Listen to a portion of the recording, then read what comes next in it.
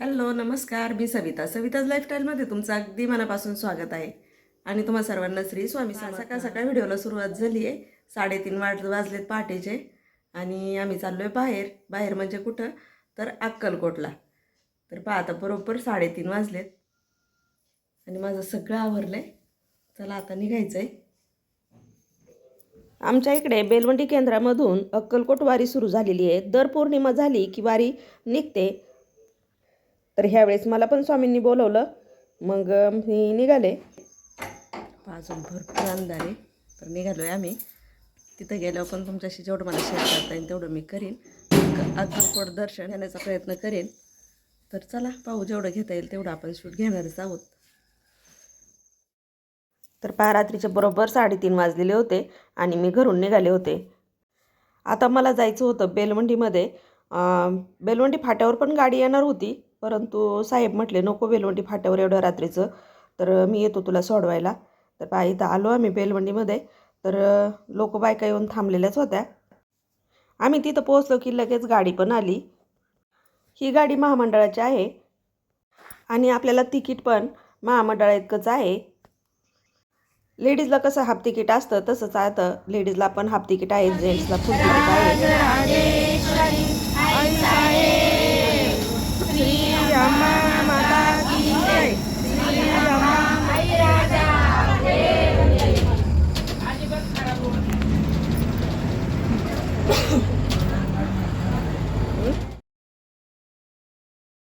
ज्यांना कुणाला अक्कलकोटला जायचं असेल त्यांनी संपर्क केला तरी चालेल. अगदी कमी खर्चात आणि कमी पैशात आपण अक्कलकोट वारी करून येऊ शकतो. कसं आहे ना, लांब असल्यामुळे आपल्याला गाडी करून किंवा प्रवासी एकटीचा असं पण आपण करू शकत नाहीत. आणि असं एकत्रित जर एखादी ट्रिप निघाली तर त्याच्यात एन्जॉय पण भरपूर होतो आणि आपल्याला म्हणजे असं मन पण आपलं फ्रेश राहतं. आणि आपल्यासारख्या सर्वसामान्य माणसाला परवडणारं असं आहे. स्वामींचं जर आपल्याला दर्शन घ्यायचं असेल किंवा स्वामींनी जर आपल्याला बोलवलं असेल तर आपण अशा पद्धतीने नक्कीच जायला पाहिजे. तर माझं खूप दिवसापासून चाललं होतं जायचं आहे, पण काही थोडक्या आपल्या लेडीजच्या ज्या अडचणी असतात ना त्याच्यासाठी माझं लेट झालं होतं. पण ह्यावेळेस मात्र मग मला सीट मिळालं, म्हणजे अचानकच मिळालं सीट. मी आधी सांगितलं होतं पण बुक झालेलं होतं सगळं. तर ज्या ट्रिप नेतात त्यांना मी सांगितलं होतं की म्हटलं मला यायचं आहे दर्शनाला. तर त्यांनी आवर्जून नंतर मग 2 सीट कॅन्सल झाल्यानंतर मला सांगितलं यायचं असेल तर तुम्ही चला. तर कसं असतं ना, स्वामींनी जर आपल्याला बोलवलेलं असलं ना, आपली जर मनातून इच्छा असली अंतःकरणातून त्यांना भेटायची तर स्वामी आपल्याला बोलूनच घेतात. मागच्या वेळेस मला बुकिंग करायला थोडं लेट झालं. लेट नाही म्हणता येणार, त्यांची वारी आल्यानंतर मी लगेच फोन केला होता पुढच्या वारीला मला यायचं, पण आधीच पूर्ण बुकिंग झालेलं होतं, त्याच्यामुळं माझं कॅन्सलच झालं होतं. परंतु इथं सर्वात मोठी स्वामींची इच्छा होती आणि त्यापेक्षाही जास्त माझी इच्छा होती स्वामींना भेटण्याची. तर स्वामींनी आज मला बोलावून घेतलं. खूप छान असं माझं दर्शन झालं. आज गर्दी पण कमी होती, मस्त असं दर्शन झालं. आणि थोडक्यात थोडं तुम्हाला पण दर्शन देण्याचा मी सगळा प्रयत्न केला आहे.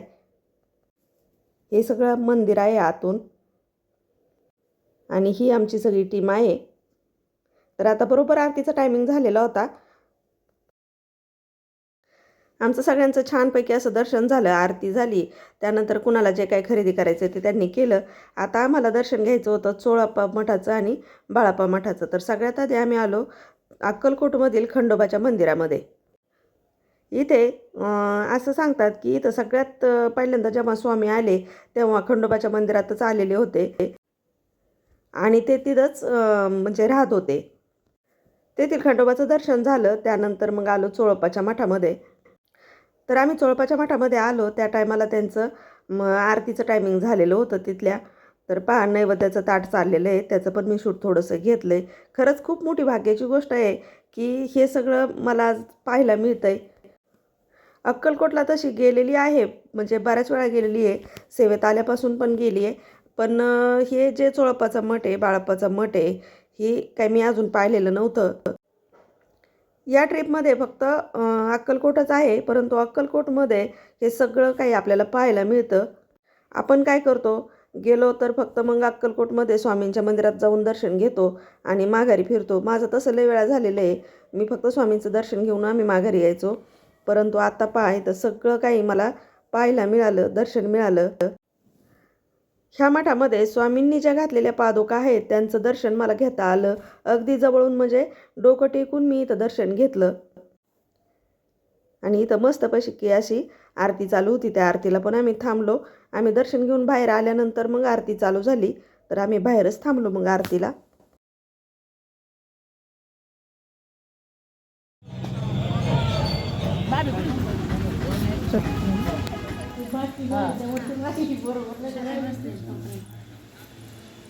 नको सर्दी डॉक्टर तिकडे हात कर.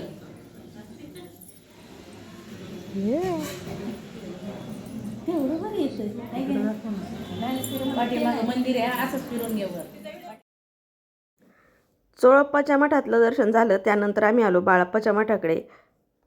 तिथलं छान असं दर्शन झालं. त्यानंतर आता बाळप्पाच्या मठामध्ये अन्नदानाचं चालू होतं, अन्नछत्र. तर तिथं थोडं आम्ही प्रसाद घेतला. काही ठिकाणी शूट मला घेता आलं, बाळप्पाच्या मठातलं शूट नाही घेता आलं, कारण तिथं लिहिलेलं होतं कॅमेरा अलाउड नव्हता तिथं, त्यामुळे आतलं शूट मी काही घेतलं नाही. इथं जेवण केलं आणि बसलो होतो एक थोडा वेळ. आज गर्दी अजिबात नव्हती, म्हणजे अजिबात नाही म्हणण्यापेक्षा जास्त गर्दी नव्हती, कमी होती. माणसं भरपूर येत होते, परंतु जात पण होते. दर्शन वगैरे सगळं आमचं पटपट उरकलं. त्यानंतर मग आम्ही निघालो. तर एवढं सगळं दर्शन करूच तर आम्हाला 3 वाजले होते. त्यानंतर मग आलो आम्ही गाडीकडे. आता आम्हाला माघारी निघालो होतो आम्ही. सोलापूरमध्ये एक प्रसिद्ध असं मंदिर आहे सिद्धेश्वराचं. तिथली यात्रा खूप मोठी भरती आणि आत्ताच यात्रा होऊन गेलेली होती. 2-3 दिवस झालं होतं. 10-15 दिवस यात्रा असती वाटते तिथली, आपल्याला नाही सांगता यायचं. पण ज्या ताई ट्रिप नेतात त्या म्हणल्या खूप मोठं मंदिर आहे, आपण दर्शन करून जाऊ. तर पहा असा एन्जॉय चालला होता गाडीमध्ये. चिमुकली कशी डान्स करते तुम्ही पाहू शकता. लहान मुलं किती ॲक्टिव्ह असतात याच्यातूनच दिसून येतं. तर चला आता सिद्धेश्वराचं मंदिर पण तुम्हाला थोडंसं शेअर करते. पहा आता इथून एंट्री आहे सिद्धेश्वराची. तर मस्त असं वातावरण, दोन्ही साईडनी पाणी आणि असं मध्ये मंदिर आहे. रात्री संध्याकाळचं किती भारी वाटत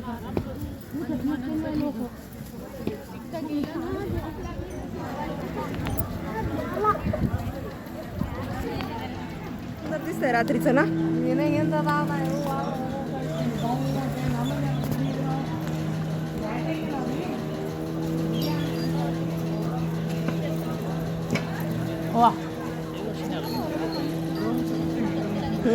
ड्रोनचं आहे.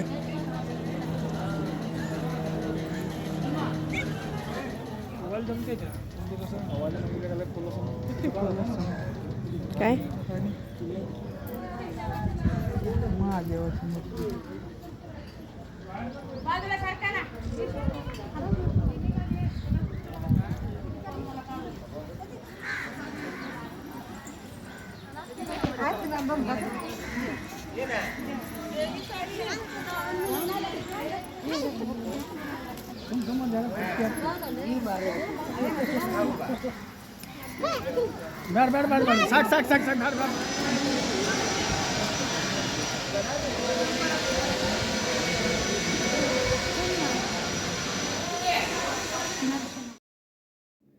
सिद्धेश्वराचं दर्शन झालं तोपर्यंत जवळजवळ 5 वाजले होते.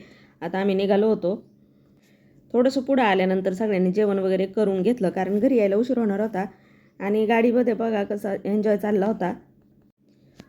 तर खरं तर मी शूट थोडंसं घेतलं, कारण कसं आजी डान्स करत होत्या. किती छान पहा त्यांची एनर्जी, आपल्याला मागं टाकतील अशी एनर्जी आजींची. त्यामुळे मी थोडंसं शूट त्यांचं घेतलं आहे.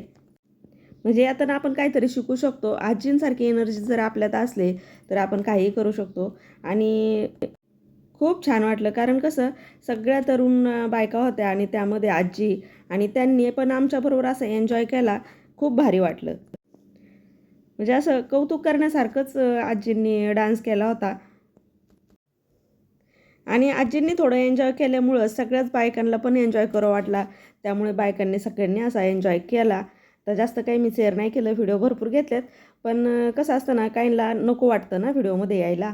आणि ही चिमुकली पहा जाताना पण डान्स करत, म्हणजे येताना आहे ना जवळजवळ पूर्ण डान्स करत होती. 3 ते 4 गाण्यांवर दमली थोडीशी आराम केला तिने आणि नंतर रात्रीचं परत पण सगळ्यांबरोबर ती डान्स करायला लागली. खूप गोड होती बरं का ही मुलगी. तर चला, असं झालं आमचं अक्कलकोट दर्शन. तर परत भेटूया अशाच एका छानशा व्हिडिओबरोबर. तोपर्यंत श्री स्वामी समर्थ.